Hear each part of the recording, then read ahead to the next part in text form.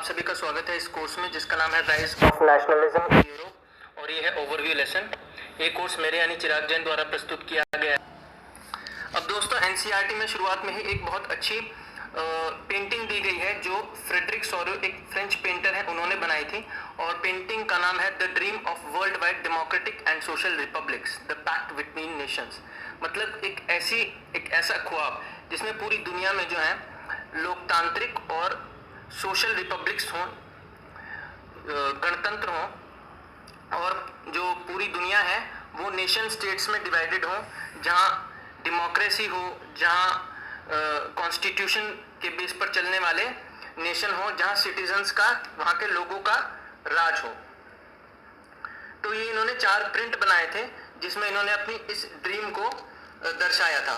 तो पहले प्रिंट में जो है हम देख सकते हैं कि जो लोग हैं यूरोप और अमेरिका के, चाहे वो आदमी हो चाहे वो औरतें हो, किसी भी क्लास के, वो एक लंबी ट्रेन में इस तरह से चले आ रहे हैं और यहाँ पर जो स्टैचू ऑफ लिबर्टी खड़ा हुआ है और इसके सामने से पास हो रहे हैं।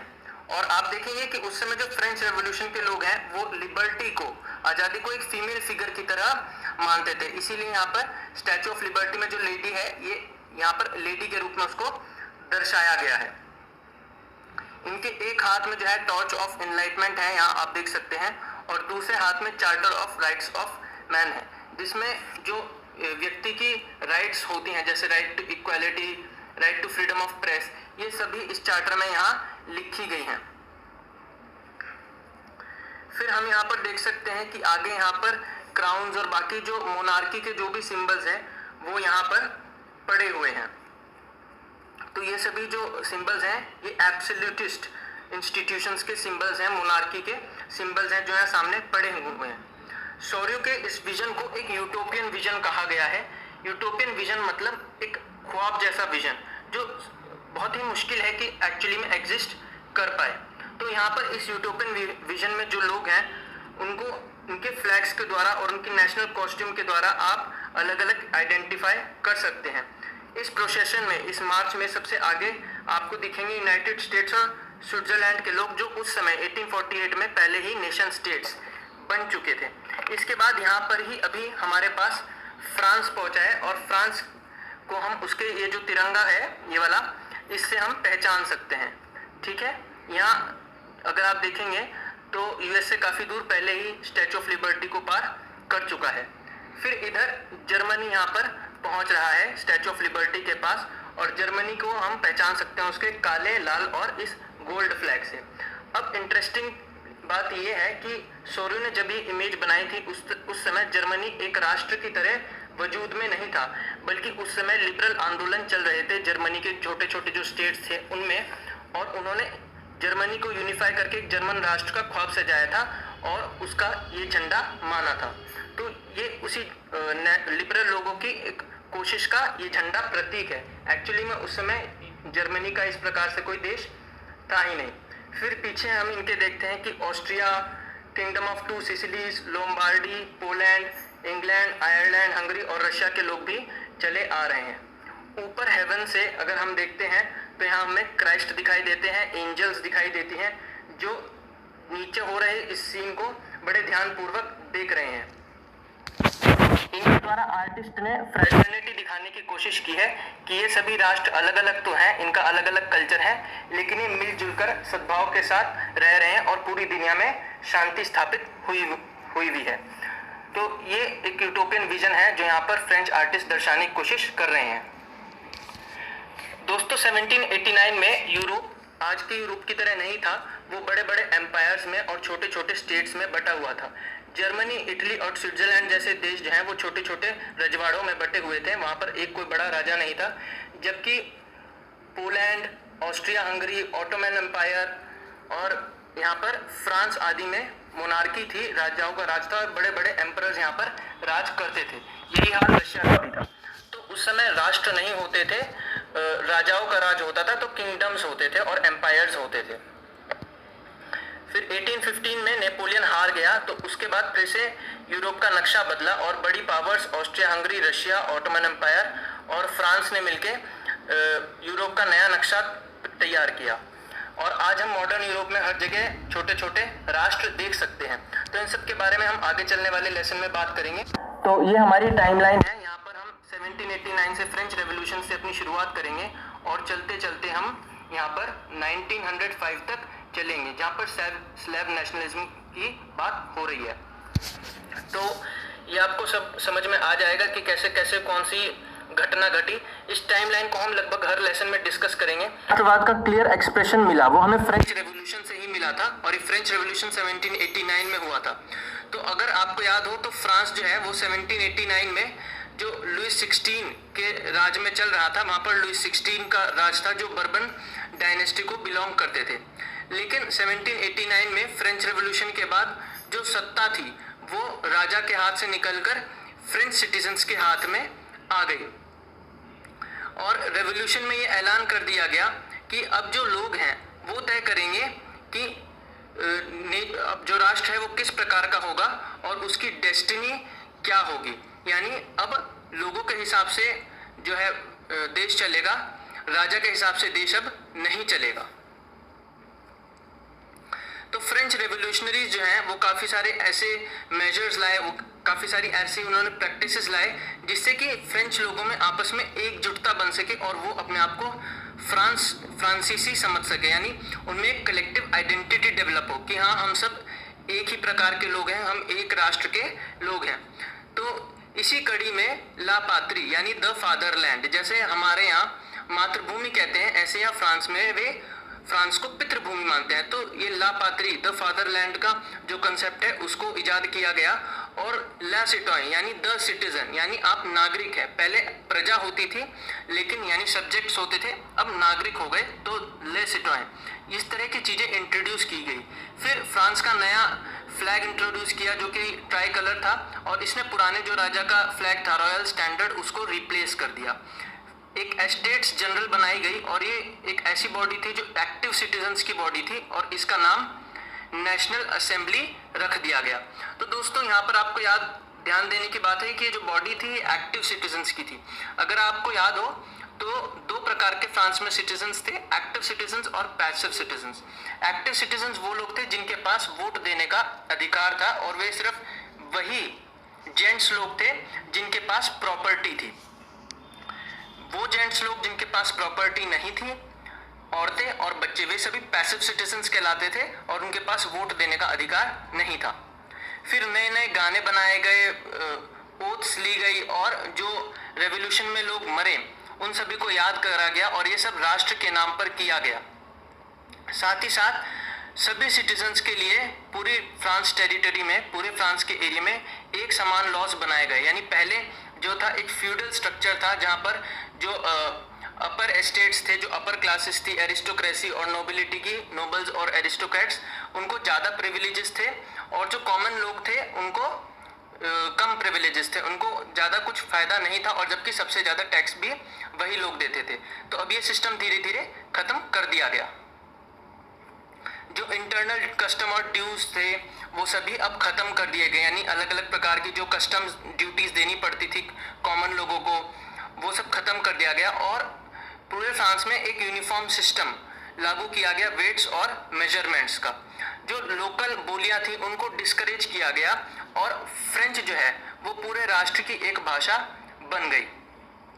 साथ ही साथ रेवोल्यूशनरीज ने ये भी डिक्लेयर किया कि ये फ्रांस का मिशन है और ये फ्रांस की डेस्टिनी है कि वो यूरोप के दूसरे हिस्सों में भी जहाँ राजाओं का राज है, जहाँ उनका अत्याचार चल रहा है, उससे उन एरियाज को आज़ादी दिलाए। ठीक है, यानी वहाँ भी वो इसी प्रकार से कॉन्स्टिट्यूशनल डेमोक्रेटिक नेशंस सेटअप करे। तो जो स्टूडेंट्स हैं और दूसरे मेंबर्स जो थे एजुकेटेड मिडिल क्लास के, वहाँ पूरे यूरोप में जेकोबिन क्लब इसी प्रकार के सेट होने लगे। और 1790s में फ्रेंच आर्मीज धीरे धीरे हॉलैंड, बेल्जियम, स्विट्जरलैंड और काफ़ी सारे इटली के हिस्से में चली गई, अपना ये राष्ट्रवाद का जो आइडिया है उसको पूरे यूरोप में फैलाते हुए। अब 1804 में क्या हुआ कि नेपोलियन जो है वो वहाँ का फ्रांस का एम्परर बन गया। तो नेपोलियन के आने के बाद वहाँ काफ़ी सारे चेंजेस आए। नेपोलियन सिर्फ फ्रांस का ही राजा नहीं था, बस बल्कि उसने यूरोप के काफ़ी सारे हिस्सों पर भी विजय प्राप्त की थी। तो जो भी एरियाज उसके अंडर कंट्रोल थे वहाँ उसने काफ़ी सारे चेंजेस किए।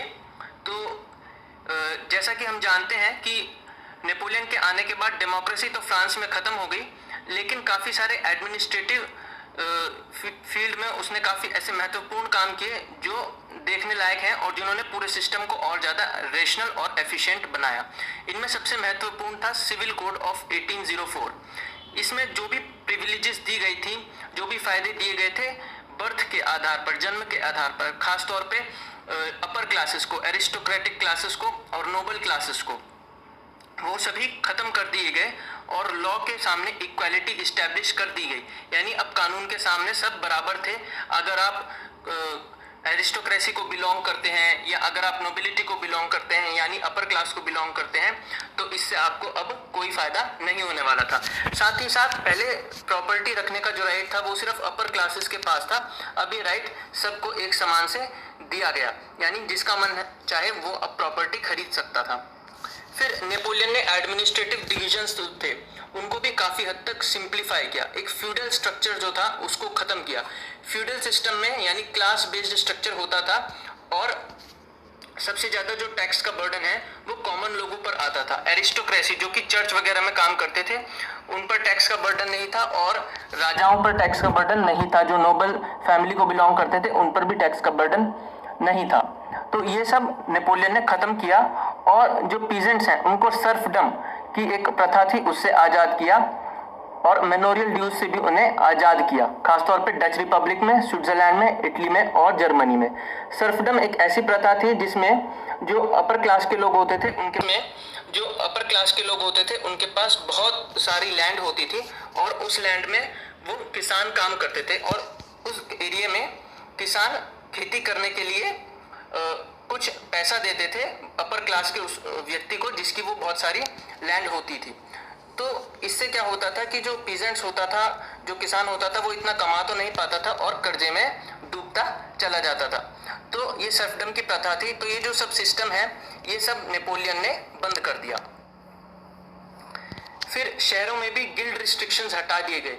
गिल्ड मतलब उस समय क्या होता था कि जैसे हर शहर में मर्चेंट्स की, व्यापारियों की यूनियन होती है तो उसको गिल्ड कहते हैं। तो इस प्रकार की यूनियन बनाने का पहले अधिकार लोगों को नहीं था, लेकिन अभी अधिकार नेपोलियन के राज में आ गया, यानी जो रिस्ट्रिक्शन लगी हुई थी यूनियन बनाने पे वो अब हट गई। फिर ट्रांसपोर्ट और कम्युनिकेशन सिस्टम को भी बेहतर किया गया। किसान, आर्टिसंस, वर्कर और नए बिजनेसमैन, इन सभी को एक नई आज़ादी मिल गई थी। फिर स्टैंडर्ड वेट और मेजर लागू किए गए और एक कॉमन नेशनल करेंसी ने पूरे बिजनेस को और ख़ास तौर पे स्मॉल स्केल प्रोड्यूसर्स जो छोटे स्तर पर गुड्स का निर्माण करते थे, सामान का निर्माण करते थे, उनको बहुत ज़्यादा फ़ायदा पहुंचाया और गुड्स और कैपिटल का एक्सचेंज जो है वो एक एरिया से दूसरे एरिया में जाना बहुत ज़्यादा आसान हो गया। लेकिन फ्रेंच रूल का बहुत ज़्यादा क्रिटिसिज्म भी हुआ। लोकल लोगों का फ्रेंच रूल के प्रति रिएक्शन मिक्स था। तो स्टार्टिंग में तो फ्रेंच आर्मीज को फरिश्तों की तरह उनका वेलकम किया गया, जैसे कि वे आज़ादी लेकर आए हों होलैंड और स्विट्जरलैंड में और ब्रुसेल्स, मेन्स, मिलान और वॉर्सो जैसे शहरों में। लेकिन ये जो नए एडमिनिस्ट्रेटिव रिफॉर्म्स जो नेपोलियन के राज में आए थे उनके साथ साथ उनको पॉलिटिकल फ्रीडम नहीं मिली। टैक्सेस इंक्रीज कर दिए गए, सेंसरशिप लागू कर दी गई, यानी अब आप कुछ भी प्रेस में छापते थे तो वो आप राजा की अनुमति के बिना नहीं छाप सकते थे। फिर साथ ही साथ काफ़ी सारे लोगों को फ्रेंच आर्मी में भरा गया क्योंकि नेपोलियन यूरोप के बाकी हिस्सों को भी कब्जाना चाहता था, वहाँ पर जीत फतेह हासिल करना चाहता था। तो ये जो सारी चीज़ें थी, ये जो फिर एडमिनिस्ट्रेटिव चेंजेस नेपोलियन ने लाया था उनको कहीं ना कहीं कमतर कर देती थी क्योंकि लोगों को पॉलिटिकल फ्रीडम ज़्यादा प्यारी होती है एडमिनिस्ट्रेटिव फ्रीडम के मुकाबले। अब यहाँ पर एक पिक्चर दी गई है, इसमें लेफ्ट में ये एक जर्मन एल्मेनाक की पिक्चर है, एक जर्मन डायरी की पिक्चर है जो जर्नलिस्ट एंड्रेस रेबमन द्वारा 1798 में तैयार की गई थी। तो यहाँ पर आप देख सकते हैं कि लेफ्ट में जो है फ्रेंच बेस्टाइल जो है वो उसके बाहर रेवोल्यूशनरी लोग खड़े हैं, काफ़ी सारा झुंड खड़ा है रेवोल्यूशनरीज का, और यह इस एल्मेनाक के कवर के द्वारा ये दिखाने की कोशिश कर रहे हैं कि यहाँ एक जर्मनी में एक एरिया है कसेल, तो वहाँ पर भी एक राजा का राज है। तो यहाँ पर भी ये मैसेज लिखा है कि जर्मन लोगों, आप जागो, आपको भी अपनी फ्रीडम, अपनी आज़ादी अब इसी तरह से लेनी पड़ेगी जिस तरह फ्रांस के लोगों ने लुई 16 से ली थी। तो रेबमंड जो है वो मेंस की सिटी में रहते थे और वो एक मेंबर थे जर्मन जैकोबिन ग्रुप के। फिर इसी तरह से यहाँ पर बात हो रही है planting of tree of liberty in Germany. तो यहाँ पर ज़ीब्रिकन एक शहर है जर्मनी में। तो इस पिक्चर के द्वारा ये दर्शाया गया है कि ऑक्यूपेशन जो है ज़ीब्रिकन एक टाउन का फ्रेंच आर्मीज के द्वारा वो किस प्रकार से किया जा रहा है।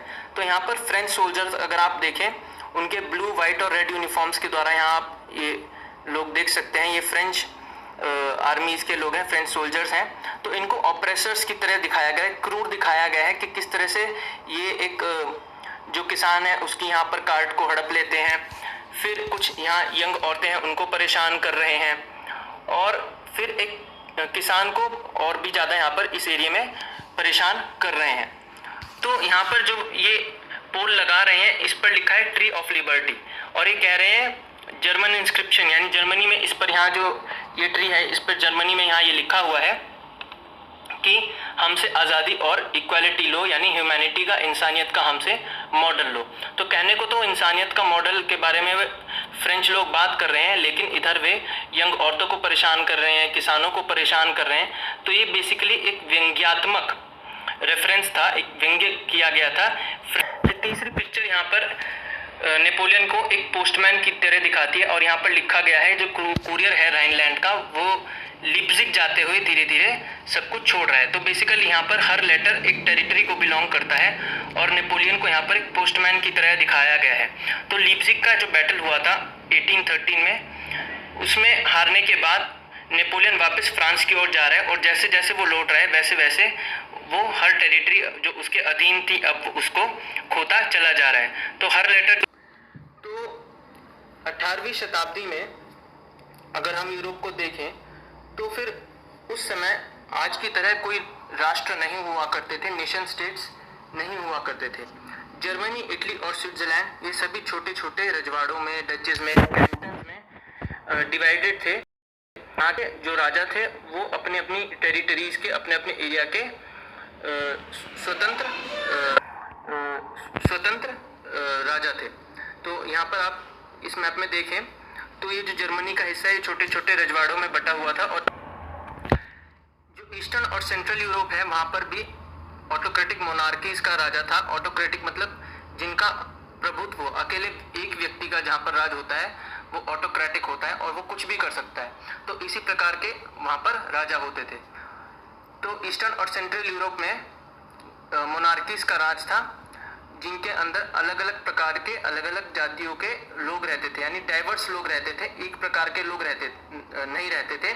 इसीलिए वो अपने आप को किसी एक कॉमन कल्चर का या कलेक्टिव आइडेंटिटी के साथ नहीं देख पाते थे। जनरली ये लोग अलग अलग भाषाएं बोलते थे और अलग अलग एथनिक ग्रुप्स को बिलोंग करते थे। तो अगर हम हैब्सबर्ग एम्पायर को देखें जो कि ऑस्ट्रिया हंगरी पर राज करता था, तो वो एक पैचवर्क था काफ़ी सारे अलग अलग एरिया का और काफ़ी अलग अलग लोगों का। उसमें एल्पाइन रीजन आते थे, टायरोल, ऑस्ट्रिया और सुडेटनलैंड के, साथ ही साथ उसमें बोहेमिया भी आता था। और बोहेमिया में जो एरिस्टोक्रेसी थी, जो अपर क्लास थी, वो जनरली जर्मन बोलने वाली थी। साथ ही साथ उसमें इटालियन प्रोविंसेस, लोम्बार्डी और वेनेशिया भी आते थे। फिर हंगरी में आधी पॉपुलेशन जो है वो magyarबोलती थी, जबकि बाकी आधे लोग अलग अलग प्रकार की बोलियां बोलते थे। गैलिशिया का एक एरिया था जहाँ पर एरिस्टोक्रेसी जो थी, जो अपर क्लास के चर्च में काम करने वाले लोग थे, वो पॉलिश बोला करते थे। इन तीन डोमिनेंट्स ग्रुप के अलावा वहाँ पर यानी हैब्सबर्ग एम्पायर की बाउंड्रीज पर काफ़ी सारे किसान लोग रहते थे। बोहेमियंस और स्लोवक्स जो है वो नॉर्थ वाले एरिया में रहते थे। स्लोवीन्स जो है वर्नियोला वाले एरिया में रहते थे। क्रोट्स लोग साउथ में रहते थे, और रूमन्स लोग जो हैं वो ट्रांसिल्वेनिया वाले हिस्से में यानी ईस्ट में रहते थे। तो दोस्तों ये चीज़ मैं आपको मैप के द्वारा समझाने की कोशिश करता हूँ। तो ये है हमारा मैप। तो यहाँ पर अगर आप देखें, यहाँ पर ट्रांसिल्वेनिया वाला हिस्सा है, यहाँ पर रूमन्स लोग रहा करते थे, और यहाँ अपर एरिया नॉर्थ में बोहेमियंस रहा करते थे। तो ये अगर आप देखना चाहें तो ये मॉडर्न मैप है। तो यह ऑस्ट्रिया हंगरी का एम्पायर है ये सारा, और ये अब हमारा मॉडर्न यूरोप है। तो इसी एरिया से कटके ये काफ़ी सारे देश बने हैं। तो यहाँ पर आप देख सकते हैं हंगरी, तो ये ऑस्ट्रियन एम्पायर के नॉर्थ में ही स्लोवक्स रहते थे और यहाँ पर ईस्ट में ट्रांसिल्वेनिया वाले हिस्से में रूमन्स रहते थे। ठीक है, तो इस तरह ये काफ़ी सारा यहाँ पर बटा हुआ था। फिर यहाँ पर ये एरिया भी आ जाता था वेनेशिया और लोम्बार्डी वाला, ये भी ऑस्ट्रिया हैब्सबर्ग एम्पायर का ही हिस्सा था जो, और ये वेनेशिया और लोम्बार्डी वाला जो एरिया है ये आज इटली का हिस्सा है। तो इन एरियाज में इटली बोली जाती थी। फिर हंगरी भी इसी का पार्ट था, स्लोवेनिया भी इसी का पार्ट था। तो इस तरह से ये काफ़ी बड़ा एम्पायर था और काफ़ी अलग अलग प्रकार के लोग इस एरिया में यहाँ पर रहते थे। फिर क्रोएशिया भी यहाँ पर वेस्ट में, इधर आप देखेंगे तो ये क्रोएशिया भी यहाँ पर वेस्ट में इसी का पार्ट था। फिर यहाँ स्लोवेनिया भी इसी का पार्ट था। तो ये सभी एरिया सारा एरिया जो है वो ऑस्ट्रिया हंगरी एम्पायर का पार्ट हुआ करता था।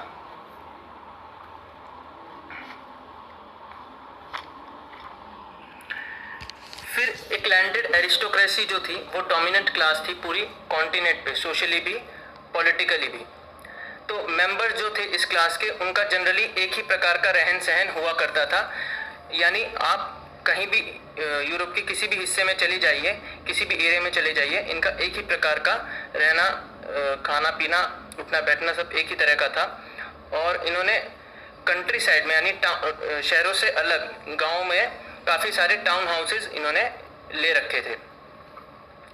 ये लोग डिप्लोमेसी और हाई सोसाइटी के कारण फ्रेंच बोला करते थे और इनकी जो फैमिलीज होती थी जनरली मैरिज के द्वारा कनेक्टेड होती थी। यानी ये अपर क्लास के जो एरिस्टोक्रेटिक लोग थे आपस में ही शादी करते थे, तो इसीलिए इनका एक ही तरह का उठना बैठना था, एक ही तरह की इनकी बोलचाल थी, फ्रेंच भाषा ये बोलते थे और जनरली मैरिज के द्वारा ये कनेक्टेड होते थे।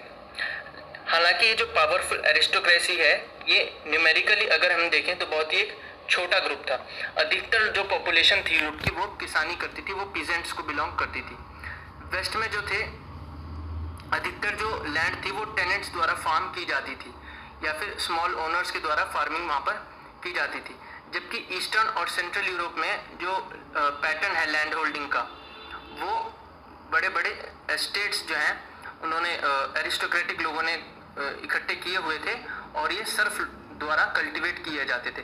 सर्फ वो लोग होते थे, छोटे छोटे पीजेंट्स या किसान होते थे और ये इन एरिस्टोक्रेटिक लोगों के बड़े बड़े इन एस्टेट्स में, इन लैंड में काम किया करते थे और वहाँ पर खेती बाड़ी करने के बदले उन एरिस्टोक्रेटिक लोगों को जिनकी वो जमीन थी उनको पैसे दिया करते थे। फिर यूरोप के वेस्टर्न हिस्से में और सेंट्रल हिस्से में इंडस्ट्रियल रेवोल्यूशन जो है, जैसे जैसे इंडस्ट्रियल प्रोडक्शन बढ़ी और जैसे जैसे ट्रेड बढ़ी वैसे वैसे शहरों का निर्माण होता गया और धीरे धीरे शहर पूरे यूरोप में फैलने लगे। और इसी प्रकार एक नई कॉमर्शियल क्लास का जन्म हुआ जिसका जो एग्जिस्टेंस है वो मार्केट की प्रोडक्शन पर बेस्ड था।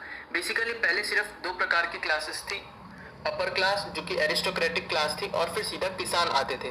लेकिन जैसे जैसे इंडस्ट्रियल रेवोल्यूशन पूरे यूरोप में फैलता चला गया ऐसे ऐसे शहर भी प्रगतिशील होते गए और एक नई क्लास, कमर्शियल क्लास का जन्म हुआ। इसको कहते थे मिडिल क्लास। तो इंडस्ट्रियलाइजेशन जो है वो 18वीं शताब्दी के सेकेंड हाफ में ही इंग्लैंड में शुरू हो गई थी, लेकिन फ्रांस और बाकी जर्मन स्टेट्स में ये 19वीं शताब्दी तक ही पहुंच पाई।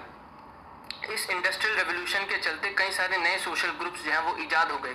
एक वर्किंग क्लास पॉपुलेशन बनी जो कि पहले नहीं थी और एक मिडिल क्लास बनी जिसमें इंडस्ट्रियलिस्ट थे, बिजनेसमैन थे, प्रोफेशनल्स थे। सेंट्रल और ईस्टर्न यूरोप में ये जो लोग थे ये नंबर में काफ़ी कम थे 19वीं शताब्दी के अंत तक। और ये जो एजुकेटेड और लिबरल मिडिल क्लास के लोग थे इन्हीं में आइडिया जो है नेशनल यूनिटी का धीरे धीरे फैलने लगा और यही लोग चाहते थे कि जो एरिस्टोक्रेटिक प्रिविलेजेस हैं, जो जन्म के आधार पर फ़ायदे इन अपर क्लासेस को मिलते हैं, ये ख़त्म होने चाहिए। और जैसे जैसे ये लिबरल लोग, मिडिल क्लास लोग पूरे यूरोप में फैलते गए, इस प्रकार के जो आइडियाज़ हैं उनको भी पॉपुलैरिटी मिलती चली गई। तो दोस्तों यहाँ पर ही हमारा लेसन समाप्त होता है। इस लेसन से रिलेटेड आपके कोई भी डाउट्स या क्वेरीज हो तो आप मुझे कमेंट सेक्शन में लिख सकते हैं या डायरेक्ट मैसेज फीचर का भी उपयोग कर सकते हैं।